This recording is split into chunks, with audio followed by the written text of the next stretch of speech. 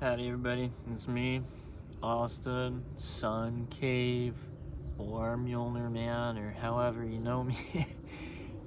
Anyways, today is an interesting day. We've got a few things going on. So first and foremost, here in the States at least, it is Father's Day. So, I wanted to wish my father and my stepfather a great Father's Day. Thank you guys for everything you've done for me. I'm very appreciative. And before I go visit my own father today for a little bit, I am going to first talk about one of the biggest, possibly the biggest musical influences in my life, because today is the frontman's birthday. And yeah, so today is that man's birthday. I think everybody sounds like an amalgamation of their influences. Like me and one of my friends a few years ago, we kind of got on this kick, and we would kind of type in like whatever band we were listening to, and we're like, well, who is that person's influences? And then when you listen to them, you could hear the band that influenced them, or vice versa. You could hear it either way. And then when you go back to the band that you were first asking about their influences and whatnot, you can hear a lot of those people kind of almost playing through those bandmates onto this record, right? I don't know how else to say it.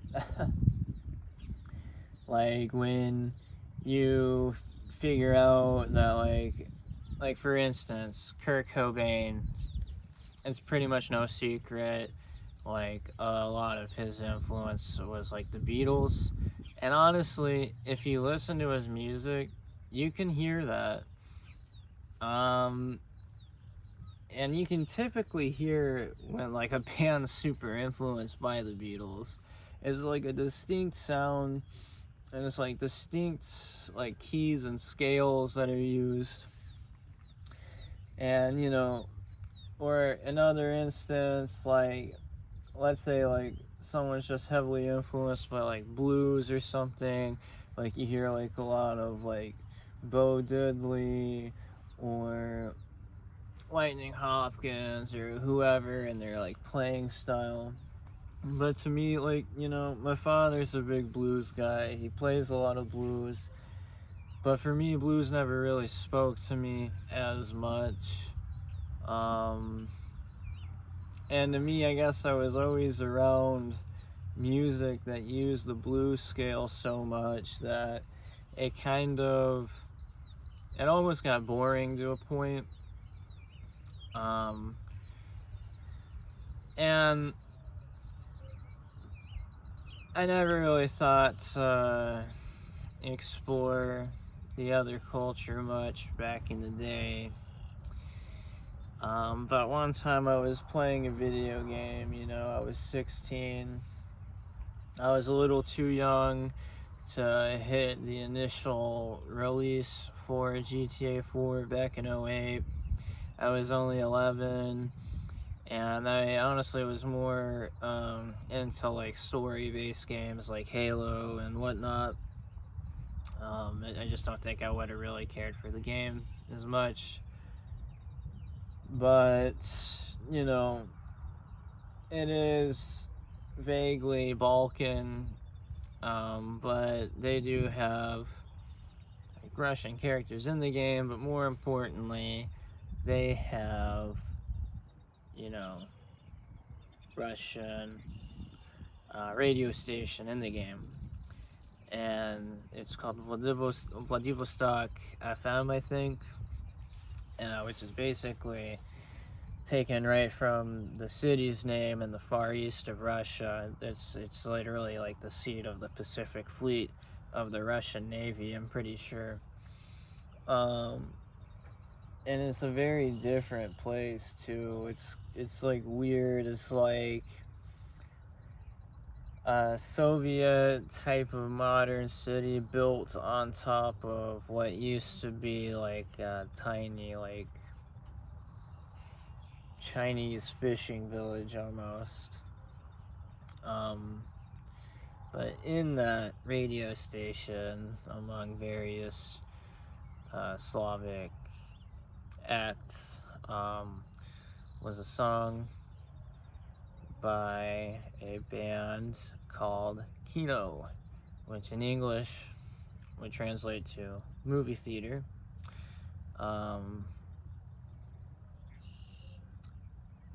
And I heard it, and it was so different sounding. I mean, it was rock music. It was definitely, you could tell it was probably made in the 80s, but it sounded so different, you know. I didn't really have access to like a lot of that type of music.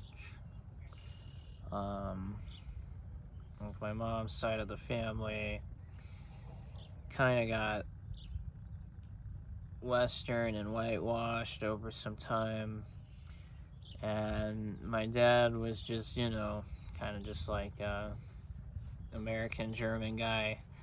So I kind of grew up just listening to like a lot of Iron Maiden, Megadeth, and 80s hair metal. So I really stopped caring about the blues scale early often. And then once I heard Kino, Grupa Krovi, or blood type, I was like, wow, this is insane. So for some reason I didn't think initially to like look the song up or like, so every time I heard it, I'd be like, damn, that's a good song. I gotta remember to look for it. And one time it came to me, it's like, well, obviously I can't even, you know, at the time I barely knew the Russian alphabet. And I was like, well, I'll probably never figure it out this way. And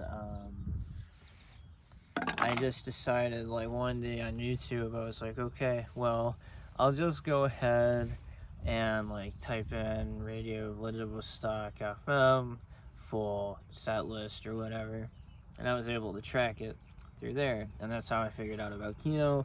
That's how I figured out about Viktor Tsoi, and all the band members. And yeah, that started a big part of my life. I'd probably say I spent a good amount of my time like studying that music. I was really enamored. It had like a, I don't know how to put it, a lot of like Russian post-punk, synthwave, new wavy type of music. It has like a dream-like quality, in my opinion, or like a dreaminess to it, or like a disorientating kind of factor to it. Like, even the happy songs, they're not always sounding quite happy to like Western standards, and like the themes are just really different. You know, I think a lot, and especially during like Soviet times, you know, there was a lot of censorship. You had to be really careful, and you know, your whole life could change just based on like one wrong word you may have mistakenly said to someone. And at the time, these people really had to be creative about how to like be vaguely critical of the system that they were living in. You know, one of my favorite albums, probably one of the most influential albums of all time. Like, honestly, I don't think Sun Cave, my personal project nor a lot of my playing style would be the same had I never discovered these guys and this album, you know. So this is the only physical media of this group that I have. I bought it off of a digital storefront from a music store somewhere in Czechia back in 2017. But this is Kino's debut album, 45 or 45. And this was before like the actual final lineup came to Kino. It was just a duo of dudes with acoustic guitars. I think this guy left by the second album, 46 or 46. I never really got into 46 as much. It's probably the album I've listened to the least out of Kino's entire discography. But this song, or this record, very, very formative. Sankei would never exist in the capacity that it would if this album did not exist. And you can especially hear the influence of stuff like that album on my Alley Cat demo record from 2024, which was like a compilation of songs from like 2022 to like maybe the middle of 2023 at the very latest. And I sat on them for like a year because I didn't have internet, and I didn't want to release that record until I had like internet back in my place. And when I finally was kind of like lifted out of poverty and could afford internet again, that was my little treat to myself. I released that, and even without any tags, you know, it got a lot of views, it got a lot of likes, and I'm very satisfied. Like, when I show people my music, they always say that it sounds different, sounds refreshing, has a unique sound. And I have to owe it a lot to Kino and Viktor Tsoi, because they influenced me a lot with my scale choices, my playing style, and I just really appreciated like how experimental yet well put together everything always seemed to be. Now I know by like I've spoke to like other Russians, and like I've spoken to you know, just people from all over the, let's just say like the Slavic diaspora or former Soviet republics. And you know, it's either like a group that you revere with like a lot of respect over there, or it's just people's not their cup of tea because you know, one criticism I hear a lot actually from the like people over there is like, oh, you know, we kind of thought like Viktor's lyrics were kind of vague and kind of bland and boring. And I get it, you know, it's definitely not like Sector Gaza, it's not like some of DDT's work, but to be fair, you know, this guy unfortunately passed away like right before the dissolving of the Soviet Union. You know, he passed away in a car accident.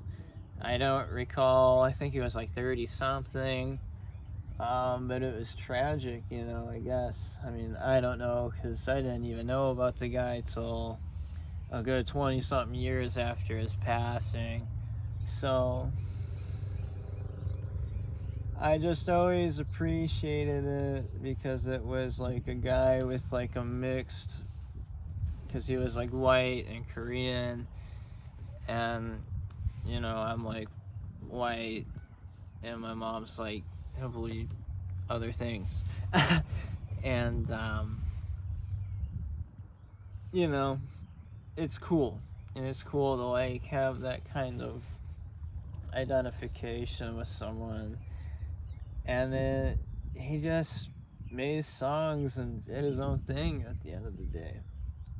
and he just wrote the type of stuff he wanted to write. That's really cool to me. And, you know, I really like and really have a lot of admiration for like Red Wave or Soviet Union, like New Wave and post-punk and punk music and stuff, because these were people that were just making art for the sake of making art. Like, you really couldn't make a living being an artist in the Soviet Union in the capacity that you would want to if you were a musician. Like, if you were okay to perform and make a living as like an artist that way, you were basically like a state-sanctioned pop musician, making not hardly any friction, if any at all, right? So a lot of these guys just formed rock clubs, and like somebody's like, for instance, like the St. Petersburg Rock Club, I think it was literally just a boiler room for like for an institution, and they would just play concerts in the fucking boiler room. You know, that's real ass shit, man. Those are just working class people making art for the sake of making art. Like, these people were raised in a society where like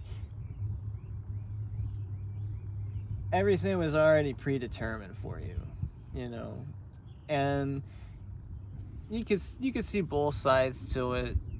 Yeah, it's a dirty floor, but at least it's a floor to stand on. But on the other hand, I can also see the whole like, well, what's the point of even having like an incentive to like learn more and do something else? You know, I can definitely see it from both ways. But I'm just trying to illustrate that these people lived in like a predetermined society. They knew they would never have like this lottery shot of getting big or even really making a living off of it. And they still showed up, man. They still made music. They still made records.